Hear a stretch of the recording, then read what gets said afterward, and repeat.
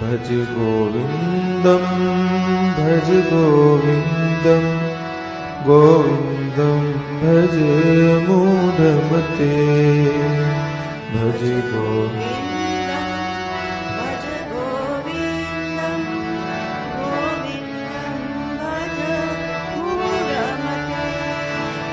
भज गोविन्दं भज गोविन्दं गोविन्दं भज मूढमते भज गोविन्दं भज गोविन्दं गोविन्दं भज मूढमते प्राप्ते सन्निहिते मरणे नहीं नहीं रक्षते डोकरी करने प्राप्ते सन्निहिते मरणे नहीं नहीं रक्षते डोकरी करने भज गोविन्दं भज गोविन्दं गोविन्दं भज मूढमते भज गोविन्दं भज गोविन्दं गोविन्दं भज मूढमते दिनमपि रजनी सायं प्रातः शिशिरवसन्तौ पुनरायातः दिनमपि रजनी सायं प्रातः शिशिरवसन्तौ कालः क्रीडति गच्छति आयुः तदपि न मुञ्चति आशावायुः कालः क्रीडति गच्छति आयुः तदपि न मुञ्चति आशावायुः अग्रे वह्निः पृष्ठे भानु रात्रौ चिबुक समर्पित जानु अग्रे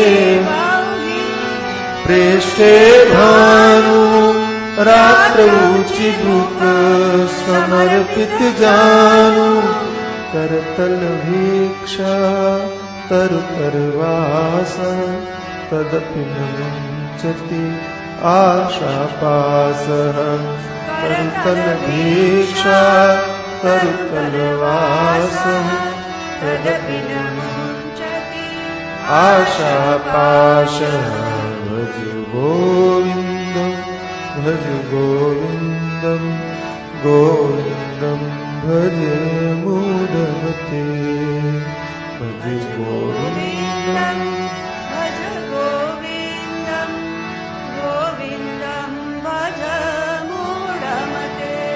यावत् वीतोपार्जनसक्तः तावन्निज परिवारो रक्तः यावत् वीतोपार्जनसक्तः तावन्निज परिवारो रक्तः पश्चाद्धावति जर्जर देहे वार्तां पृच्छति कोऽपि न गेहि पश्चाद्धावति जर्जर देहे वार्ता पृच्छति कोऽपि न गेहि जटिलो मुण्डी लुञ्चित केशः काषायाम्बर बहुकृतवेष जटिलो मुण्डी लुञ्चित केशः काषायाम्बर बहुकृतवेषः पश्यन्नपि च न पश्यति लोको गुदरनिमित्तं बहुकृतशोकः पश्यन्नपि च न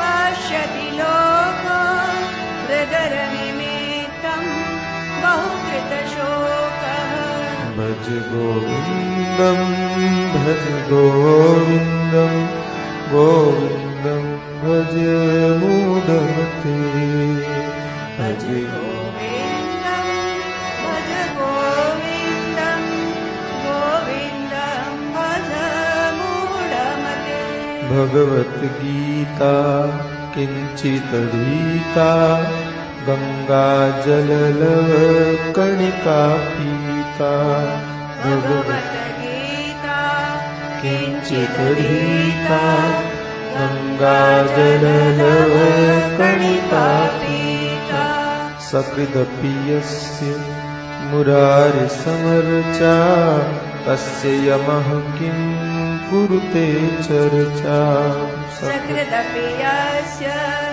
मुरारिसमर्चा तस्य यमः किं कुरुते चर्चाम् अंगं गलितं पलितं मुंडं दशनविहीनं जातं पुंडं अंगं गलितं पलितं मुंडं दशनविहीनं जातं पुंडं वृद्धो याति गृहीत्वा दण्डं तदपि न मुञ्चति आशापिण्डं वृद्धो याति गृहीत्वा दण्डं तदपि न मुञ्चति आशापिण्डं भज गोविन्दं गोविन्दं भज मूढमते भज गोविन्दं भज गोविन्दं गोविन्दं भज मूढमते प्राप्ते सन्निहिते मरणे नहि नहि रक्षति दुःखी करणे प्राप्ते सन्निहिते मरणे नहि नहि रक्षति दुःखकरणे भज गोविन्दं गोविन्दं भज मूढमते भज गोविन्दं भज गोविन्दं गोविन्दं भज मूढमते गुरुदेव भगवान की जय सच्चिदानंद भगवान की जय सनातन धर्म की जय श्री कृष्णचंद्र भगवान की जय श्री बाबुलनाथ महादेव की जय स्वामी श्री प्रेमपुरी जी महाराज की जय ओम नमः पार्वती पतये हर हर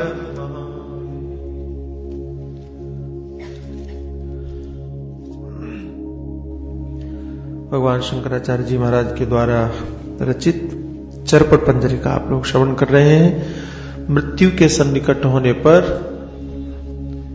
व्यर्थ की चेष्टाएं, व्यर्थ का व्यवहार हमारी रक्षा नहीं कर सकता, इसलिए भज गोविंद। भगवद गीता किंचित धीता गंगा जललव कणिका पीता सकृतप यस्य मुरारि समर्चा तस्य यमः किं कुरुते चर्चाम्। भगवद गीता को थोड़ा भी अगर पढ़ा, पढ़ने से तात्पर्य समझना, क्योंकि सिर्फ पढ़ने से नहीं होगा। अच्छा एक और बात, सिर्फ पढ़ने से भी हो सकता है। मैं कहीं पढ़ रहा था कि एक भक्त संत पढ़ रहे थे और पढ़ते पढ़ते रो रहे थे। तो दूसरे संत ने देखा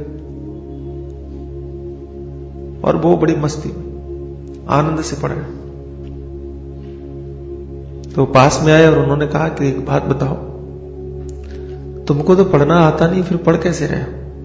संस्कृत नहीं आता है तुमको, फिर कैसे पढ़ रहे हो?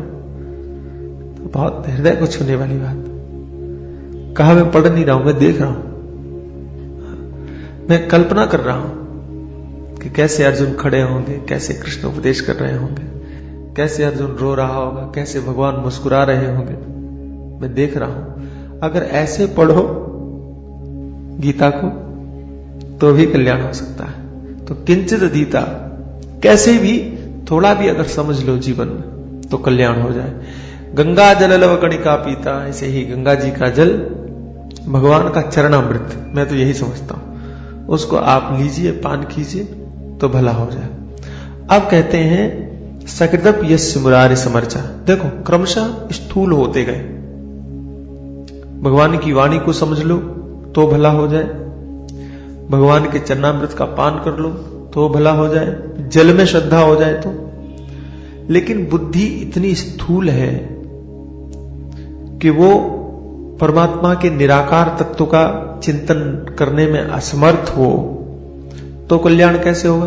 तो का एक काम करो, फिर भगवान की पूजा करना शुरू करो, अर्चन करना शुरू करो। अच्छा, दूसरी बात एक और समझना कि ये सिर्फ स्थूल बुद्धि वालों के लिए नहीं है, ये हम सब के लिए है। कई लोग इस बात का विरोध करते हैं और बड़े स्पष्ट रूप से विरोध करते हैं कि भगवान की जो विग्रह है भगवान का, उसका पूजन नहीं करना चाहिए, और ये मेरी समझ में कभी नहीं आया। अच्छा, और जब इसका विरोध कोई महात्मा ही करे तब और दुख होता है और कष्ट होता है कि भगवान के साकार विग्रह की पूजा करना ये छोटी बुद्धि वालों का काम है। तो कभी कभी हमको लगता है कि हम छोटी बुद्धि वाले ही ठीक है, और उन बड़ी बुद्धि वालों पर हमको इसलिए तरस आता है कि जब आपको एक विग्रह में भगवान नहीं दिखते हैं तो सारी दुनिया में ब्रह्म का दर्शन कैसे वे करते होंगे, ये मेरी समझ में नहीं आता। सिद्धांत कहता है, वेदांत कहता है, प्रत्यक्ष प्रमाचात्र चैतन्य में वो जहां जहां आपकी दृष्टि जाती है वहां सब जगह आप ब्रह्म का दर्शन करो, ब्रह्म को देखो। सिया राम मैं सब जग जानी, करो प्रणाम जोर जुग पानी। सभी लोगों के अंदर में हम परमात्मा का प्रत्यक्ष अनुभव करते हुए उनको नमस्कार करते हैं, ये सिद्धांत है। निज प्रभु में देखें जगत कहिसन करें विरोध। सबके अंदर में अपने परमात्मा का दर्शन करते हैं, इसलिए किसका विरोध करें ये समझ में नहीं आता। अब समझना, सबके अंदर में जब परमात्मा के दर्शन की बात शास्त्र कह रहे हैं तो हम ये कैसे मान सकते हैं कि एक विग्रह में परमात्मा नहीं है, भगवान नहीं है। और जो विरोध करते हैं उनको करने दो, जो कहते हैं उन्हें कहने दो। हमारी आस्था के ऊपर इन चीजों का असर बिल्कुल नहीं पड़ना चाहिए। और मेरा मानना, अपना मानना है कि भगवान के विग्रह का पूजन हमें अवश्य करना चाहिए। कई लोग अपने आप को ऐसा मान लेते हैं कि हमने इतना सत्संग सुना है, अब हमको पूजा की जरूरत नहीं। मैं छोटा था, घर में था, तो हमारे पिताजी बहुत पूजा करते थे, सुबह सुबह उठ करके बड़ा पूजन करते थे। बाद में हमारे गांव में एक महात्मा है और उनके उपदेश सुने तो उन्होंने पूजा वूजा सब छोड़ दिया और सुबह सुबह ध्यान करने लगे, सिर्फ ध्यान। मैं था तो छोटा, लेकिन मुझे बड़ा अजीब लगा और मैंने पिताजी को कहा, उन्होंने कहा ये आप क्या करते? भगवान बैठे, उनको बोले नहीं, अब वो हम लोगों का काम नहीं, वो दूसरों का काम है, घर के दूसरे लोग करेंगे। आप आश्चर्य करेंगे, वो पूजा फिर मैंने शुरू कर दिया। छोटा बहुत था, लेकिन मुझे बड़ा खराब लगा। हमने कहा ये कौन सी चीज है, ये कौन सा तरीका है कि आप कोई अध्यात्म का रास्ता ही ऐसा हो कि जो ये कहे कि नहीं ये छोड़ दो, ये शुरू करो। ये बात समझ के बाहर है, मेरी समझ में कभी नहीं आई बात और ना आने वाली। रमण महर्षि, उनसे किसी ने पूछा कि आप एक बात बताइए, भगवान निराकार है कि साकार?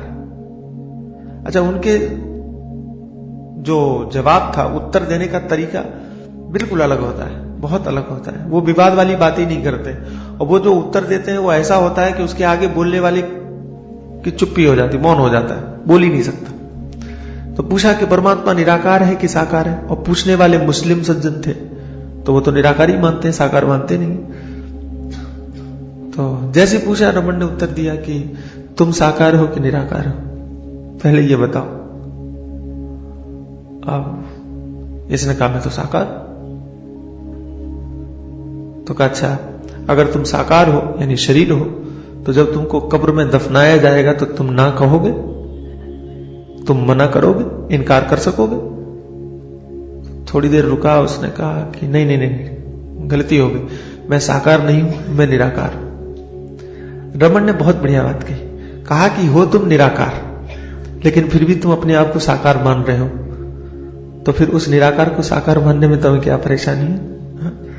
जब अपने आप को निराकार होने के बाद तुम साकार मान लेते हो या मान रहे हो व्यवहार में, तो फिर उस निराकार को साकार मानने की क्या आपत्ति है? मानना ही चाहिए।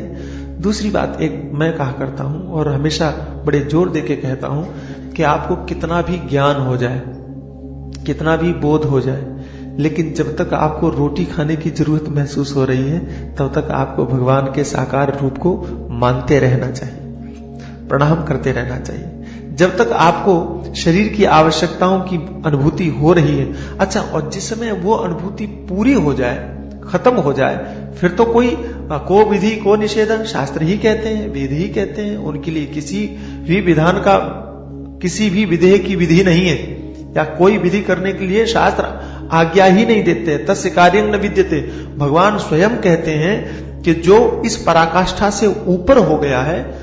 मैं हमेशा कहता हूं कि आप रोड पर चल रहे हैं और रोड पर चलते समय सिग्नल आता है, रेड लाइट हो गई आपको रुकना पड़ेगा, ग्रीन लाइट हो गई आप जाइए, आपको ट्रैफिक के नियम जो है वो पालन करने पड़ेंगे, ठीक है।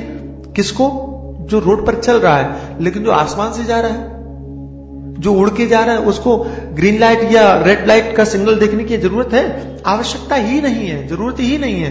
तो शास्त्र भी कहते हैं कि जब आप इतने ऊपर उठ जाओ तो फिर कोई नियम नहीं, कोई कानून नहीं, लेकिन जब तक आप धरती पर हो।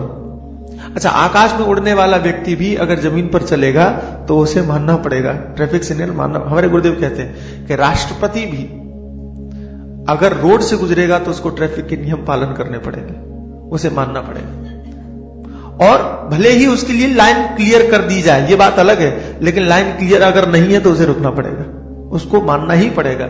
ऐसे ही जो महापुरुष हैं, यद्यपि उनके लिए शास्त्रों ने पूरी लाइन क्लियर कर दी है, तस्य कार्यं न विद्यते, लेकिन अगर वो व्यवहार में हैं तो उन्हें सारी मर्यादाओं का पालन करना ही चाहिए। मर्यादाओं के अंतर्गत ये पूजा भी है, ये उपासना भी है। और जरा सोचो कि जो लोग पूजा का विरोध करते हैं, आश्चर्य तब होता है कि वो अपने आप को भगवान शंकराचार्य का अनुयायी कहते हैं। भगवान शंकराचार्य का कहते हैं कि उन्होंने जो कहा है हम उसका अनुसरण कर रहे हैं, अनुसरण करने वाला कहते हैं। और जबकि आचार्यपाद स्वयं कितना पूजन करते थे। आचार्य के स्तोत्रों को देखिए, आचार्य की भक्ति भावनाओं को आप रो पड़ेंगे। भगवान शंकराचार्य जी की जो भक्ति भावना है अद्भुत। आपने सौंदर्य लहरी कभी पढ़ा है आचार्य का? पढ़िए, बस क्या कहें आप, अद्भुत है। और इतना बड़ा ज्ञानी, इतना बड़ा अद्वैत सिद्धांत का प्रतिपादन करने वाला महापुरुष, और इतना सुंदर भाव से भरा हुआ हो, ये बड़ा कभी कभी लोगों को विश्वास नहीं होता है, लेकिन मुझे लगता है कि ज्ञानी ही सच्ची भक्ति कर सकता है। भगवान शंकराचार्य जी की भक्ति अद्भुत है, अनुपम है। उनके चाहे भगवान कृष्ण के स्तोत्र भजे वजैक वंदनम समस्त पाप खंडनम, चाहे वो स्तोत्र हो, चाहे भगवान श्री राम का स्तोत्र हो, चाहे यमुना जी का स्तोत्र हो, सारे के सारे स्तोत्रों की जो रचनाएं हैं तो हृदय से भरी। वहां कहीं पर भी ज्ञान आपको खटकता हुआ मालूम नहीं पड़ेगा कि अगर यहां ज्ञान नहीं होता तो ज्यादा अच्छा लगता है, रखा ही नहीं। बड़ी अद्भुत बात है। तो अगर भगवान शंकराचार्य जी स्वयं अद्वैत वेदांत के इतने बड़े प्रवर्तक हुए कि लोग उन्हें शंकर अद्वैत के नाम से, अद्वैत जो है शंकर अद्वैत के नाम से प्रसिद्ध हो गया, भगवान शंकराचार्य जी के नाम से प्रसिद्ध हो गया, और वे अगर भक्त होकर के भगवान की पूजा कर सकते हैं, अर्चना कर सकते हैं, तो हम और आपको उनका अनुसरण करते हुए पूजा क्यों नहीं करनी चाहिए? और मुझे लगता है करना ही चाहिए। इससे आपके मन में संसार के प्रति जो आकर्षण है, संसार के प्रति जो आसक्ति है, वो आकर्षण पूरी तरह से समाप्त होगा। ये बिल्कुल सच मानना, पूरी तरह से समाप्त होगा। अच्छा, हम लोग चिंतन करते हैं, चिंतन करने के बाद में और हमारे मन में संसार की आसक्ति है, हम सब इस बात से परेशान हैं कि महाराज हमारा मन कुछ बड़ा विक्षिप्त है, मन लगता नहीं है, लगाने की कोशिश करते हैं फिर चला जाता है। और मुझे लगता है कि अगर मन नहीं लगता है तो कहीं ना कहीं हमारी पूजा में कमी। अच्छा, पूजा का मतलब क्या होता है? नरक की ओर जाने वाले, ले जाने वाले जो कर्म हैं, उन कर्मों, पू माने होता है नरक, तो पू यानी नरक और जा यानी जलाने वाले, तो नरक की ओर ले जाने वाले जो कर्म हैं, उन कर्मों को जो जला देवे वो पूजा है। तो इसका मतलब क्या हुआ? हमारे अंतःकरण के जो दोष हैं, हमारे अंतःकरण के जो पाप हैं, उन पापों को जो समाप्त कर दे उसका नाम है पूजा, उसका नाम है आराधना। और गोपियां भी भगवान की पूजा करती हैं। और सुखदेव भगवान सुखदेव, कितनी विलक्षण बात है कि भगवान का अवतार हो गया है बरहा पीडम नटवर वपु कर्णयो कर्णिकारम विप्रदवासा कनक कपिशम वैजयंतीम चमालाम रंध्रान वेणो रदर सुदया पूरयन गोप वृंदई वृंदारण्यम सपद रमणम प्राविशद गीत कीर्ति। तो इस श्लोक को सुनने के बाद वे अपनी समाधि को छोड़ करके और वो बाहर आ गए। जब भगवान का आकर्षण उनके मन को खींच लेता है, विचार करना, ब्रह्मानंद की अनुभूति में सतत चिंतन करते रहने वाले ये महापुरुष, सनक सनंदन सनातन सनत कुमार जैसे महापुरुष, सुखदेव भगवान जैसे महापुरुष, अगर भगवान का आकर्षण इनके ब्रह्मानंद को छोड़ करके आकर्षित कर लेता है, तो हमारे मन को जो संसार के तुच्छ आकर्षण में फंसा हुआ है, हमारे मन को वो भगवान क्यों नहीं आकर्षित कर लेंगे? ये तो जरा सोचो। और अगर आकर्षित नहीं कर रहे हैं तो क्या दोष भगवान का है? अगर हमारा मन परमात्मा के चरणों में आकर्षित नहीं हुआ है, परमात्मा के रूप माधुरी के रसपान को करने के लिए मन रूपी भौरा अगर नहीं विचलित हुआ है, तो दोष इस मन रूपी भौरे का है, भगवान की माधुरी का नहीं है, भगवान की रूप माधुरी का नहीं है। बड़े बड़े दिग्गज, बड़े बड़े महापुरुष, मधुसूदन सरस्वती जी महाराज के बारे में आप लोगों ने सुना ही, कट्टर वेदांती, लेकिन वंशी विभूषित करा नवनीर रावात पीतांबरादरण बिंब, कैसे भक्त हुए, अद्भुत। और उन्होंने ऐसे श्लोकों की रचना किया, और ये रचना उनके भाव है, हृदय है परमात्मा के प्रति। तो मेरा मानना एक ही है कि किसी भी तरह से आप ज्ञान की अवस्था में हैं कि आप भक्त की अवस्था में हैं, ये बात की बात है, लेकिन हमारा मन कैसे भी संसार से छोड़ करके और परमात्मा के चरणों में लगे, इसके लिए पूजा जरूर करो। और बड़ी विचित्र बात है, लोग ऐसे ऐसी व्यर्थ के कार्य करते हैं, उसमें समय देते हैं, लेकिन पूजा में समय नहीं देते। यह हमारे मन की कमजोरी है, ध्यान रखना। यह हमारे मन का पाप है जो हमें भगवान से दूर कर रहा है। हम योग करते हैं, हम प्राणायाम करते हैं, हम आसन करते हैं, जो हमारे शरीर के लिए अनुकूल नहीं है, वे सारी चेष्टाएं हम करेंगे। हम जमीन में बैठ करके प्राणायाम नहीं कर सकते, हम कुर्सी पर बैठ के प्राणायाम करेंगे, लेकिन करेंगे जरूर। बड़ी विचित्र बात है ना?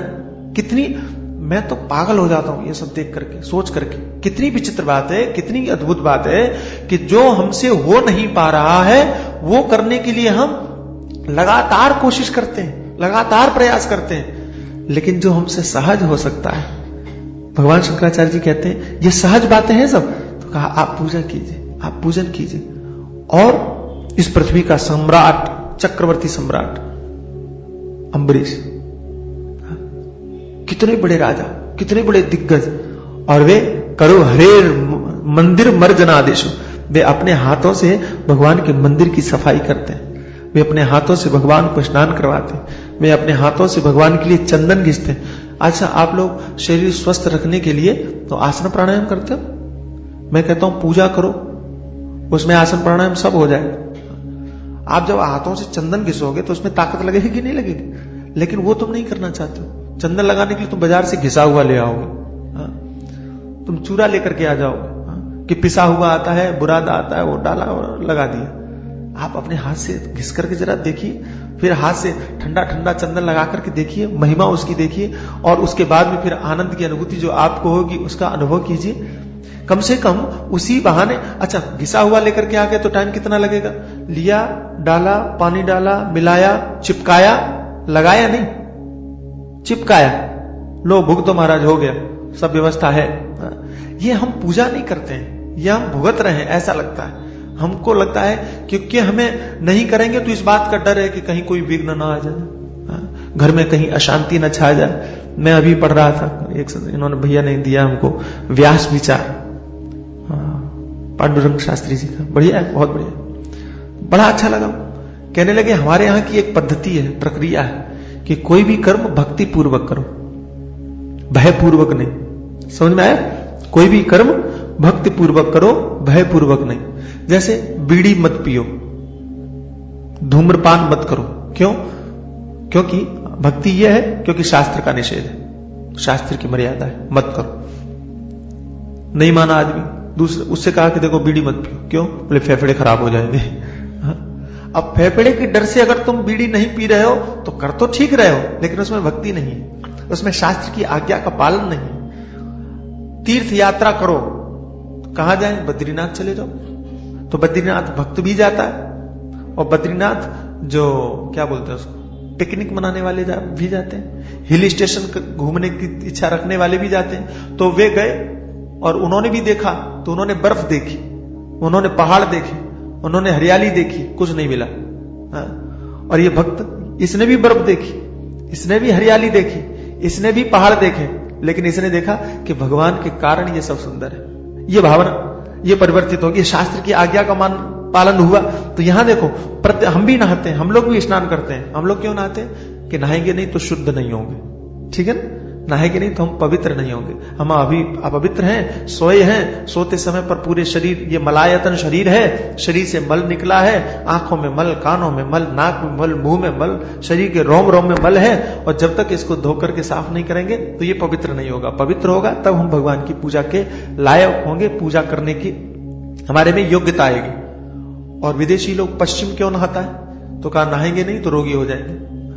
तो वो रोग से बचने के लिए, वो साफ रहने के लिए नहाते हैं, शुद्ध होने के लिए नहीं नहाते। इसलिए वो 7 दिन में एक बार भी नहा सकते हैं, वो रोज भी नहा सकते हैं। उनके यहां कोई नियम नहीं है, जरूरी नहीं है कि हमें रोज स्नान करना ही चाहिए, यह आवश्यक नहीं है, क्योंकि उनको शुद्ध होने की जरूरत नहीं है। उनको लगता है हमें शुद्ध होने की जरूरत नहीं। और अगर नहीं नहाने से बदबू आ रही है तो बदबू को रोकने के लिए वो स्प्रे वगैरह डालेंगे, दुनिया भर एक नई किस्म की बदबू शुरू हो जाती है फिर, क्योंकि वो तो खत्म नहीं हुई और बड़ा विचित्र मामला है। तो एक वो धारणा है, एक शास्त्र की ये पद्धति है। तो शास्त्र कहते हैं कि पूजा भी अगर आप करो तो भयभीत होकर के मत करो, भय से प्रेरित होकर के मत करो, भक्ति से प्रेरित होकर के करो। ये भगवान है, इन्होंने हमारे ऊपर कृपा की है, ये हमारे घर में आए हैं और हम इनकी आराधना करें। कैसे? तो कहा कि जैसे यशोदा अपने कृष्ण की पूजा करती हैं या आराधना करती हैं या पालन करती हैं या स्नेह करती हैं या प्रेम करती हैं, अनुराग करती हैं, कुछ भी भावना से, कैसी भी भावना से करो, परमात्मा के साथ आप अपने घर में किसी भी प्रकार का संबंध बना लो। एक बहुत अच्छे वक्ता है, मैं बहुत पसंद करता हूं, श्रीनाथ जी, डॉक्टर श्रीनाथ मिश्रा, बनारस के हैं, बहुत बढ़िया है, क्या बात है, इतना अच्छा लगता है उनको पढ़ने में, मैं क्या कहूं आपको। तो उन्होंने कहा कि आप भगवान के साथ कोई भी संबंध बना लीजिए, कोई भी। कैसा? तो कहा पिता का संबंध बना लीजिए, पिता की दृष्टि से कि भगवान हमारे पिता हैं, हम उनके बालक हैं, भगवान हमारे स्वामी हैं, हम उनके सेवक हैं। इस दृष्टि से मां का, भगवान मां है, हम उनके बेटे हैं। भाई है, आप भाई बना सकते हो, ये कैसे भी करके कुछ भी मित्र बना लीजिए, सखा, सख्य भाव से भगवान से अनुराग करके और पूजन कीजिए। यहां तक लिखा है उन्होंने कि बेटा बना लीजिए उनको।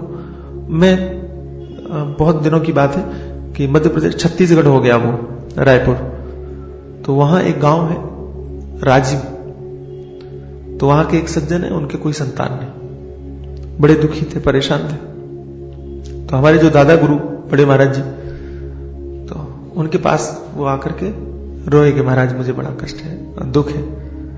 पता नहीं भगवान की क्या प्रेरणा की, महाराज जी ने कहा, उनके पास में भगवान बाल गोपाल थे, उन्होंने लिया, बोले ये तुम्हारे पुत्र हैं, ये लो, जाओ इनकी पूजा करो और इनको बच्चे की तरह मानो। आप विश्वास नहीं करेंगे, महाराज ने एक बार कहा और उन्होंने मान ली, और माना तो ऐसा माना कि हम और आप अपने बच्चों का क्या ख्याल रखेंगे, जैसा उन्होंने अपने उन बाल गोपाल का ख्याल रखा। बाजार जाएं तो शायद ही कोई ऐसा दिन हुआ हो कि वो अपने भगवान के लिए कुछ न लाए हो, कि आज चलो भगवान के लिए ये लेके चलते हैं, आज उस बच्चे के लिए। और इतने प्रसन्न, इतने आनंदित, वो कहते हैं कि दुनिया में शायद ही कोई ऐसा माँ बाप हो जो अपने पुत्र से इतना आनंद महसूस कर सकता हो जितना हमें मिल रहा है। ये भाव है, ये हम और आपसे नहीं हो सकता, क्योंकि हमारा और आपका मन ये स्वीकार कर ही नहीं सकता।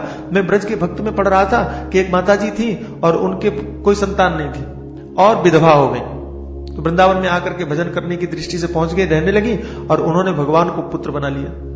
तो उनके पास में लड्डू गोपाल थे, उनको भगवान को पुत्र बना लिया। आप आश्चर्य करेंगे, सुनने में तो विश्वास होता नहीं है ना ऐसी बातों का, लेकिन सच है, क्योंकि ब्रज के भक्तों में जितनी भी वो कथाएं हैं वहां, उनका दावा है कि वो सब 100% सच है, कहीं भी कोई संदेह नहीं है, सत्य घटना पर आधारित है सारी की सारी कथाएं, और ज्यादा पुरानी नहीं है, सब अभी की नई नहीं है। तो वो कहते हैं कि माता जी बीमार पड़ गई, पहले वो भिक्षा लेकर के आती थी और भोजन करती थी, अपने भगवान को भोग लगाती थी।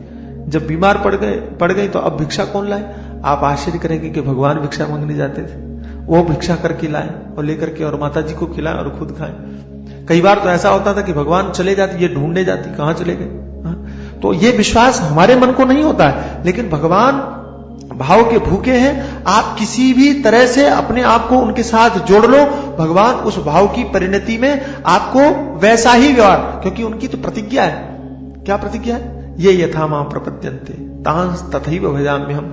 जो जिस दृष्टि से, जिस तरीके से मेरी आराधना करते हैं, मैं उनको वैसे ही प्राप्त होता हूं। जैसी आपकी भावना, भगवान का अपना कोई रूप नहीं। कई लोग कहते हैं कि भगवान का रूप कौन सा है? मैं कहता हूं कोई नहीं। भगवान तो निराकार है, भगवान का तो कोई स्वरूप है ही नहीं है, तो क्या वो दर्शन नहीं देते? बोले बिल्कुल देंगे। कैसे रूप में दर्शन देंगे? जैसे रूप में आप चाहो। हमारे महात्मा वो कहा करते थे, जैसे पानी है ना, उसका अपना कोई आकार नहीं होता, उसका अपना कोई रूप नहीं होता। आप उसको गिलास में डालो तो गिलास की तरह, कटोरी में डालो तो कटोरी की तरह, थाली में फैला दो तो थाली की तरह। जैसा पात्र होगा वैसे ही आकार में पानी अपने आप को ढाल लेगा। ऐसे ही भगवान है, तुम जैसा उनको चाहो, राम के रूप में चाहो तो राम के रूप में प्रकट हो जाएंगे, कृष्ण के रूप में चाहो तो कृष्ण के रूप में प्रकट हो जाएंगे। और इन सबको छोड़ दो, एक नया रूप कोई आप अपने मन से सोचो, भगवान उसी रूप में आपको दिखाई देंगे। या आपके मन की भावना है कि परमात्मा उसी रूप में, उसी जैसा आपको नजर आने लगेगा। वे डॉक्टर श्रीनाथ जी कहते हैं कि ये संबंध तो कोई भी व्यक्ति स्वीकार कर लेता है। हम ऐसे संबंध बता रहे हैं कि जो कोई नहीं स्वीकार कर पाता, लेकिन अगर आपके चित्त के अंदर में वैसा संबंध भी परमात्मा के प्रति हो जाए तो भगवान उस संबंध को भी स्वीकार करने से हिचकते नहीं, उस संबंध से भी आ जाएंगे। एक भक्त हुए, उन्होंने भगवान को, ये जानकी जी को, श्री जानकी जी को बेटी करके माना, बड़े प्रसिद्ध हुए बेटी करके। और बेटी करके ऐसा माना कि उनकी भक्ति से प्रसन्न होकर के भगवती ने बेटी के रूप में ही दर्शन दिया।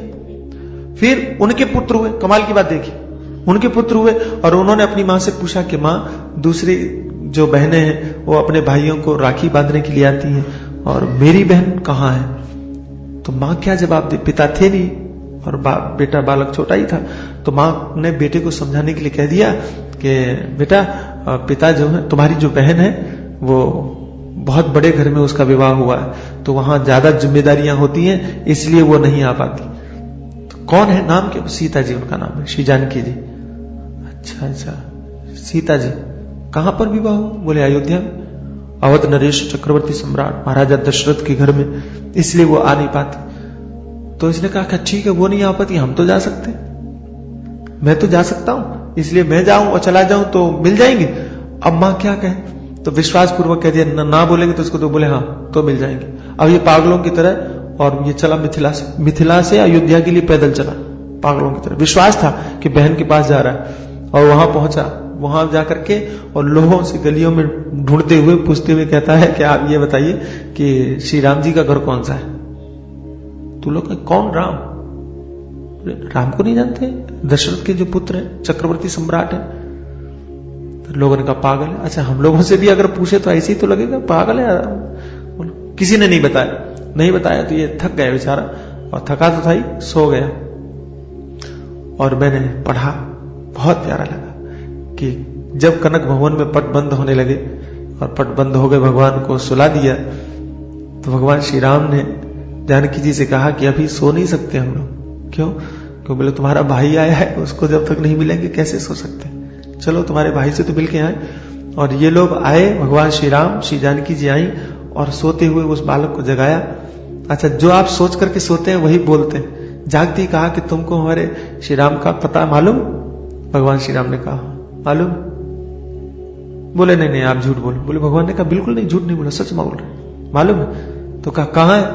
तो कहा मैं राम हूं और ये तुम्हारी बहन है। अच्छा, मिथिला में मैंने ऐसा सुना है कि वहां पर बहन कैसी भी हो, छोटी हो बड़ी हो, भाई को देखते ही तो पैर पकड़ के रोने लगती, प्रेम से, अनुराग इतना, मेरा भाई आया तो पैर पकड़ के। तो कहा कि ये बहन है। भाई ने देखा, कहा कि नहीं आप भी झूठ बोल रहे हो। भगवान ने कहा मैं झूठ बोल रहा हूं, ये तुमको कैसे लगा? तो बोले अगर ये मेरी बहन होती तो मेरे पैर पकड़ के रोने लगती। भगवान श्री राम ने उनकी तरफ देखा और कहा कि भाई अब ये भी इतना किया है, इतना भी निभाओ और निभाओ।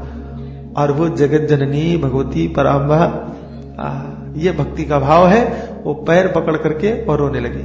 ये देखिए, सिर्फ भावना है। छोटे से बालक के साथ में अगर भगवान ऐसा कर सकते हैं। और सुनिए, एक भक्त ऐसे हुए कि वो वशिष्ठ गोत्रीय थे, वशिष्ठ कुल में उत्पन्न हुए थे और अयोध्या में ही थे, तो वे भगवान राम को अपना शिष्य मानते थे, ये मेरे शिष्य है, और अपने आप को गुरु मानते थे। इसलिए मंदिर में जाएं तो प्रणाम नहीं करते थे, जाके आशीर्वाद देते थे, खूब आयुष्मान भव, तुम्हारा यश तुम्हारी कीर्ति दुनिया में खूब फैले।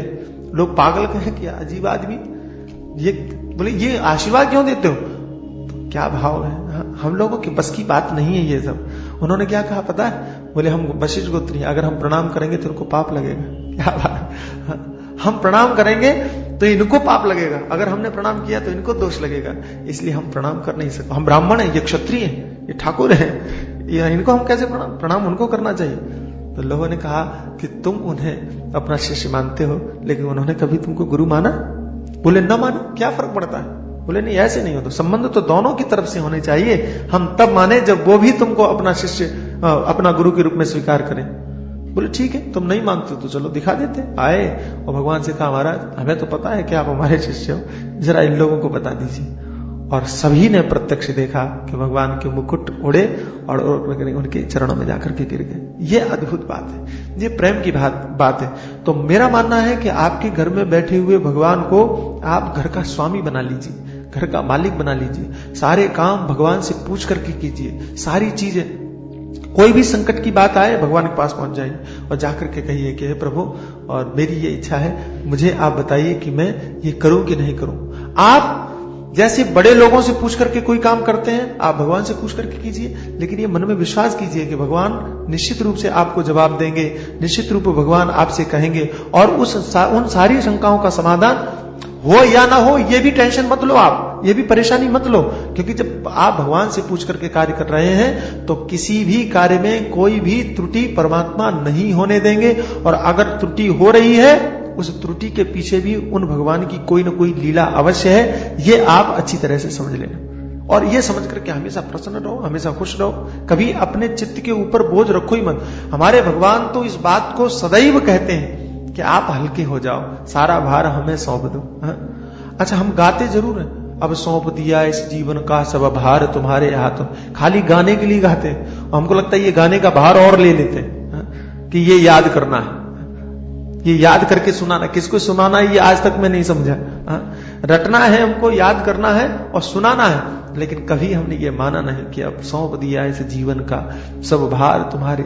अरे भाई, सब छोड़ो, एक भार ही तुम सौंप करके तो देखो जरा, तुम अपने चित्त में विश्वास पैदा करके तो देखो, तो आप भगवान की संबंध बना करके भगवान से और उनके साथ पूजा कीजिए। सकृतम यस्य मुरारे समर्चा, थोड़ी सी पूजा भी भगवान की और आपका कल्याण कर सकती है। और मैं कहता हूं सवेरे जागो तो इसलिए जाग करके प्रसन्न हो जाओ, क्या धन्य भाग हमारे कि आज भी श्वास ये चल रही है और आज उन प्रभु का दर्शन और अर्चन करने का सौभाग्य हमें प्राप्त हुआ। ये अर्चन भी भगवान की भक्ति है। श्रवणम कीर्तनम विष्णु स्मरणम पाद सेवनम अर्चनम, ये अर्चन जो है, ये अर्चना करना, पूजा करना भी भगवान की 9 भक्ति में से एक है। और भगवान इस बात को कहते हैं कि 9 में से एक भी भक्ति अगर आपके जीवन में आ जाए तो भगवान प्रसन्न हो जाते हैं। दूसरी भाव की भक्तियां नहीं हमारी समझ में आता है, कम से कम ये भक्ति ही आ जाए कि हम भगवान की पूजा करें, अपने हाथों से भगवान को स्नान करवाएं। मैं भाई लोगों से पूछता हूं आप पूजा करते हो? तो क्या नहीं, वो तो हमारी पत्नियां कर लेती, खुद नहीं करते, पत्नियां कर लेती। क्यों भाई, आप क्यों नहीं करते? इसका उत्तर वो हमको नहीं समझा पाते। या तो अपने आप को हम बुद्धिमान ज्यादा समझते हैं, या हम अपने आप को ज्यादा ज्ञानी समझते हैं। क्या कारण है वो मैं नहीं जानता हूं, लेकिन हृदय सबके अंदर में है, आपके अंदर में भी है, इनके अंदर में भी है, हमारे अंदर में भी है। उस हृदय का उपयोग भगवान के प्रति प्रेम करके करना चाहिए, भगवान के प्रति समर्पण करके करना चाहिए, भगवान को भगवान मान करके करना चाहिए। और मेरा निवेदन है, निश्चित रूप से अगर आपको थोड़ा भी संकोच होता हो, थोड़ी शर्म आती हो कि हम कैसे भगवान को स्नान करवाएं, ये झंझट का काम लगता हो, तो दूसरा निवेदन है कि चलो ठीक है, अगर ये माताएं स्नान करवा लेती। अच्छा, कई बार एक और मुश्किल सामने आती कि भगवान है मंदिर में और आप लोग गए, आपने जाके उनको स्नान करवा दिया, चंदन लगा दिया और पुष्पहार पहना करके पूजा कर दिया। और कई बार ये लोग बाद में जाते हैं तो उनको लगता है पूजा तो हो ही गई, अब हम पूजा करके क्या करेंगे। बात आई समझ? तो ये भी बात सही है कि जब भगवान की पूजा हो चुकी है तो अब दोबारा फिर उनको स्नान करवाओ, फिर चंदन लगाओ, ये तो कोई बात नहीं हुई। तो क्या करना चाहिए? तो मैं कहता हूं आप बैठ जाइए और बैठ करके आंख बंद करके और फिर मानसिक पूजा करो, लेकिन करो जरूर, पूजन जरूर करो। आपको हाथों से करने में अगर संकोच होता है या कोई भी अगर हाथों से पूजा करने में कोई भी संकोच या कोई भी समस्या है, तो मेरा निवेदन है कि आप वो पूजा अपने मन से जरूर करो, मन में जरूर करो। आंखें बंद कर लो और स्नान करने के बाद आसन पर बैठने से लेकर के जितनी भी प्रक्रिया आपने समझी है, जानी है, जितनी प्रक्रिया आप जानते हो, और वो प्रक्रिया जान करके आप पूजा करो, भाव से पूजा करो, प्रेम से करो। लेकिन प्रेम और भाव होना चाहिए, और भाव के आगे सारे नियम टूट जाते हैं, भाव के आगे सारे बंधन टूट जाते हैं। मैं सीतापुर में था, उत्तर प्रदेश में, और वहां एक सज्जन आए, भाव की बात है, देखो कितनी प्यारी है। तो वहां उन्होंने हमसे कहा कि स्वामी जी एक बात बताइए, जब पूजा करते हैं तो पहले आरती करते हैं कि पहले भोग लगाते हैं? तो मैंने कहा मेरे हिसाब से तो पहले भोग लगाते हैं, बाद में आरती करते हैं। शास्त्र का विधान यह है कि पहले आप भोग लगाओ और उसके बाद में फिर आरती करके और स्तुति करके पूजा पूरी कर दो। तो उन्होंने कहा कि मैं थोड़ा उल्टा करता हूं। हमने कहा क्या? बोले मैं पहले आरती करता हूं, बाद में भोग लगाता हूं। तो हमने कहा ऐसा क्यों करते हो? अब देखना पूजा करने का भाव। तो उन्होंने कहा मैं ऐसा इसलिए करता हूं कि जब खा लिया तो खाने के बाद तो नींद आती, ठीक है? तो भगवान को जब खिला दिया और उसके बाद आरती करेंगे तो घंटी बजेगी, उनकी नींद और डिस्टर्ब हो जाएगी।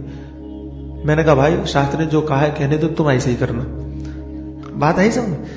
ये सिर्फ भावना की बात है, सिर्फ प्रेम की बात है। इस बात को कोई भी नहीं समझ सकता, न शास्त्र समझा सकते हैं, न हम समझा सकते हैं, और न कोई हमें समझा सकता है। सिर्फ प्रेम की बात है। मैंने कहा दुनिया की कोई ताकत तुमको कुछ भी कहे तुम मत मानना। तुम पहले भोग नहीं लगाना, तुम बाद में भोग लगा, पहले आरती कर लो बाद में भोग। कितनी प्यारी बात है, आप सोचो जरा, कितनी बढ़िया बात है। ये भाव उसी के अंदर आएंगे जिनके ऊपर परमात्मा की थोड़ी सी कृपा है, भगवान की थोड़ा सा भी जो चिंतन करता है, थोड़ा सा भी जिसके मन में भाव है। जरा सोचो, आप कल्पना करो, वो कहता है कि मैं भोग लगाने के बाद और घंटी बजाऊंगा तो इतनी जोर से आवाज होगी, भगवान अगर सोना भी चाहेंगे तो उनकी रात भर कहेंगे कि मैं सोने वाला था और इन्होंने नींद डिस्टर्ब कर दिया। तो कहा मेरे से नहीं हो सकता। हमने कहा बिल्कुल, तुम बाद में ही भोग लगाना।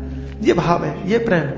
इस भाव को रख करके मन में और आप पूजन करो, आप आराधना करो, और फिर देखो तुम्हारे हृदय में कैसे परिवर्तन होते हैं, तुम्हारे हृदय के चिंतन कैसे बदलते हैं।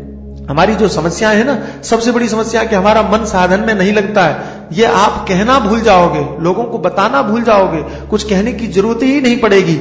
ये पूरा विश्वास, पूरे विश्वास के साथ में मैं कहता हूं कि आप एक बार हृदय से भगवान के साथ जुड़ करके देखो तो सही। आपको मन लगाना नहीं पड़ेगा, मन को खींचना पड़ेगा गोपियों की तरह कि चलो अब संसार का काम करना है, हम अपने मन को थोड़ा हटा करके दुनिया का भी काम कर ले। ये करना पड़ेगा। उसमें अनुरक्ति, उसमें अनुराग भरा पड़ा है। आपको चिपकने की देर है, आपको वहां पर पहुंचने की देर है। हमने अपने आप को वहां पहुंचाया नहीं कि रस तो हमको मिलना शुरू ही हो जाएगा, फिर हमारा मन छूट नहीं सकता है। सकृतप यस्य मुरारे स्मर्चा, भगवान को हाथों से स्नान करवाइए और अपने आप को धन्य हो जाइए। याद कीजिए उन गोपियों की उन कथाओं को कि जिस समय ब्रह्मा जी भगवान के उन बालकों को उठा करके, ग्वाल बालों को उठा करके ले गए, तो भगवान ने क्या किया? ग्वाल बालों के रूप में अपने आप को परिवर्तित कर लिया। ठीक है, स्वयं के स्वयं ग्वाल बाल के रूप में बन गए, प्रकट हो गए। अब एक ग्वाल बाल, बड़ी प्यारी कथा, अपने अपने घर जाने लगे, तो थे तो भगवान ही। और ये माताएं प्रतिदिन प्रतीक्षा करती कि बच्चे हमारे बछड़ों को वन से लेकर के आएंगे, तो उनके लिए भोजन की व्यवस्था, स्नान आदि की व्यवस्था, हाथ पैर धोने की व्यवस्था। तो जहां वो भगवान बने हुए थे ग्वाल बाल, और उन घरों में प्रवेश किया, तो माताओं ने देखा, आज देखती रही।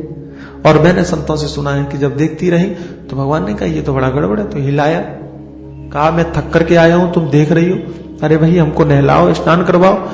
और अब जब ये स्नान करवाने के लिए लेके गई, वस्त्र उतारे और जहां पानी डाला और हाथ से ऐसे रगड़ा, तो भगवान का स्पर्श प्राप्त हुआ।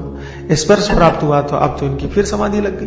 बड़ा आनंद। अच्छा, भगवान का ही विग्रह ऐसा है, भगवान का ही स्वरूप ऐसा है कि जिनको देखने में, जिनको छूने में, जिनको सुनने में, जिनको सूंघने में चीज में जहां सुख और आनंद की पराकाष्ठा मिलती हो। परमात्मा है ही ऐसा, भगवान है ही ऐसे कि खाली उनको देखने में आनंद मिलता हो ऐसा नहीं। हर अवस्था में शब्द, स्पर्श, रूप, रस, गंध, ये जो पांचों विषय हैं, पांचों विषय आनंद देने के लिए साक्षात रूप लेकर के जब प्रकट होते हैं तो वो भगवान है। तुम्हें संसार के प्रत्येक रूप में आनंद नहीं मिल सकता, संसार के प्रत्येक शब्द में तुमको सुख की अनुभूति नहीं हो सकती, संसार के प्रत्येक स्पर्श में तुमको आनंद की अनुभूति हो सकती, लेकिन भगवान। अच्छा, मान लीजिए कि देखने में आनंद होता है, एक ही चीज अगर आपको 1000 बार दिखाई जाए तो आनंद आएगा? एक ही चीज अगर आप 1000 बार सूंघो, मैं भगवान को इत्र लगाता हूं, पहली बार लगाया तो बड़ा खुशबू आई, अब पता ही नहीं चलता है, मालूम ही नहीं पड़ता है, अभ्यस्त हो गई। अब ये नासिका इतनी अभ्यस्त होगी, पता ही नहीं चलता है कि कोई खुशबू है भी। तो लगातार किसी चीज का भोग करने के बाद उसमें अरुचि हो जाती है, वो बेकार लगने लगती है। लेकिन भगवान के साथ ऐसा नहीं है, भगवान के साथ बिल्कुल ऐसा नहीं। वहां ऐसा है कि सारे के सारे विषय वहां रसरूप होकर के प्रकट हुए हैं। तो भगवान को जहां स्पर्श किया समाधि हो गई। भगवान ने कहा हमें ठंडी लग रही है ग्वाल वालों के रूप में, और आप हमको जल्दी से कपड़े पहनाइए। कपड़े पहनाती हैं, भागवतकार लिखते हैं कि जब भोजन करवाती हैं फिर समाधि लग जाती है, खिलाते समय पर भी समाधि लग जाती है। यानी बच्चों के साथ जितने भी कर्म वे कर रही थी, सबके सब कर्मों में वो भाव समाधि को प्राप्त हो जा रही थी, क्योंकि भगवान का स्पर्श हो रहा था। मैं कहता हूं कि जब आप भगवान को स्नान करवाएं, जब भगवान की पूजा करें, तो इन कथाओं को याद करो कि कैसे गोपियों के सौभाग्य होंगे, कैसे वे भाव अवस्था को प्राप्त हुई होंगी, कैसे उनको आनंद की अनुभूति हुई होगी। आज हमारे हाथ में भी तो भगवान है, आज हम भी तो भगवान को स्पर्श कर रहे हैं, आज हम भी तो भगवान को स्नान करवा रहे हैं। उस आनंद की अनुभूति हमको क्यों नहीं होती है? हे प्रभु, क्या आप हमारे पर कभी ये कृपा नहीं करोगे? हम जानते हैं कि आप हमारे हाथों में हैं, हम जानते हैं कि हमने आपका स्पर्श किया है, हम जानते हैं कि हम आपको चंदन लगा रही हैं, लेकिन उसके बाद में भी इस चित्त में कौन से पाप हैं, कौन से संस्कार हैं कि हमको उसकी अनुभूति नहीं हो पाती। ये आप भगवान से कहते जाओ, आप पूजा करते जाओ। मैं क्या कहूं आपको ये कहते कहते ही अनुभूति होने लगे। ऐसी भी कृपा हो सकती है, आपको ये कहते कहते ही उस आनंद की झांकी का प्रत्यक्ष अनुभव हो जाए, दर्शन हो जाए। लेकिन आप कोशिश तो करो, प्रयास तो करो, कम से कम जड़ चीज से शुरू तो करो। सकदप यस्य मुरारे समझा, जब कभी भी थोड़ी भी कहीं भी पूजा अगर भगवान की करो तो तस्य मह किम कुरुते चरिचाम। फिर मरने का डर, मरने का भय हर इंसान को है। भगवान शंकराचार्य जी महाराज कहते हैं कि भगवान की इतनी पूजा करके देखो, यमराज की ताकत नहीं है मारने की, छोड़ो, तुम्हारे बारे में चर्चा करने की ताकत नहीं है। तस्य यमः किं कुरुते चर्चाम, बात नहीं कर सकता तुम्हारे मन में परमात्मा के प्रति रुचि तो हो। कठिन साधनों को भूल जाइए, कठिन चीजों को विस्मृत कर जाइए। सिर्फ एक चीज याद रखिए, सकृतप यस्य मुरारे समर्चा, अथवा भगवद गीता किंचित। तुम्हारे जीवन में जो भी चीज तुम्हें सरल लगे, भगवान शंकराचार्य जी महाराज 50 चीजों को तुम्हारे सामने कह रहे हैं, तो सिर्फ इसलिए कि इनमें से जो तुम्हें भाए वो करो। हमारा कोई आग्रह नहीं। हिंदू धर्म की, सनातन धर्म की सबसे बड़ी विशेषता यही है कि हमारे यहां सारे आग्रहों को छोड़कर और व्यक्ति को परमात्मा की ओर ले जाने की प्रक्रिया बताई जाती है। हमारा ये आग्रह नहीं है कि तुम सिर्फ ये करोगे तभी तुम वहां तक पहुंचोगे। नहीं नहीं भाई, तुम जैसे पहुंचना चाहो वैसे पहुंच सकते हो, लेकिन चलो तो। तुम्हारी जैसी अभिरुचि हो, तुम्हारी जैसी प्रकृति हो, तुम्हारा जैसा स्वभाव हो, तुम्हारी जैसी इच्छा हो, तुम्हारी जैसी लगन हो, वैसे चलो। शास्त्र के भगवान कहते हैं हम तुम्हारे तरीके से तुमको मिलेंगे आकर के, तुम हमारे तरीके से मत मिलो। कितनी प्यारी बात। दुनिया में कोई भी परमात्मा, कोई भी साधन ऐसा हो सकता है? अगर पैसे कमाने के जो रास्ते हैं, तुमको उनके साथ में समझौता करना पड़ेगा और तब जाकर के आप धन कमा सकेंगे। लेकिन भगवान कहते हैं कि हमारे यहां कोई समझौता नहीं, तुम जैसे चलो हम वैसे आ जाएंगे। लेकिन तुम चलो तो सही, तुम करो तो सही। तुम जैसे तैयार, तुम भक्त बनकर के आओगे तो मैं भगवान बनकर के आऊंगा, तुम ज्ञानी बनकर के आओगे तो मैं आत्मा बनकर के आऊंगा। तुम जैसा भाव मन में लेकर के प्रकट हो जाओ, मैं तुम्हारे साथ समझौता करने के लिए तैयार हूं। लेकिन तुम चलो तो सही, तुम करो तो सही। और सकृतप यस्य मुरारे समर्चा का एक ज्ञान पूर्वक अर्थ भी यह है कि संपूर्ण क्रियाओं को भगवान की क्रिया बना लो, सारी क्रियाओं को परमात्मा की क्रिया बना लो। हम जो कुछ भी कर रहे हैं वो सब भगवान की पूजा है। आत्मा त्वं गिरिजामति साचरा प्राणा शरीरम गृहम पूजा ते विषयोपभोग रचना निद्रा समाधि स्थिति संचार पदयो प्रदक्षिण विधि स्तोत्राणि सर्वा गिरो यद्यत कर्म करोमि तत्तदखिलम शंभो तवाराधनम। सारी क्रियाएं जो कुछ भी हम कर रहे हैं, हे प्रभु हम कहां तक कहें, तत्तदखिलम शंभो तवाराधनम, सारी की सारी क्रियाएं आपका पूजन है। अब आप भोजन करते हो, भोजन हम नहीं कर रहे हैं। अंदर में अहम वैश्वानरो भूता प्राणी नाम देहमाश्रिता, हमारे अंदर में बैठा हुआ जो परमात्मा है वैश्वानर के रूप में, हम उसको आहुतियां दे रहे हैं, हम उसको खिला रहे हैं। ये क्या हो गया? ये भोग हो गए, ये भोग लगाना हो गया। आप ऐसे करो, कैसे भी करो, मैंने कहा ना कोई आग्रह नहीं है। अगर आप भगवान के विग्रह की पूजा नहीं कर सकते हो, नहीं लगता है मन, जाने दो, छोड़ो, उसके झंझट में भी मत पड़ो, लेकिन कुछ तो करो। ऐसा नहीं होगा कि कुछ न करो और भगवान मिल जाए, ये संभव नहीं। भगवान हर समझौता करने के लिए तैयार हैं, लेकिन आप अपने आप को कहीं थोड़ा सा तैयार कर लो। सच्चिदानंद भगवान की जय।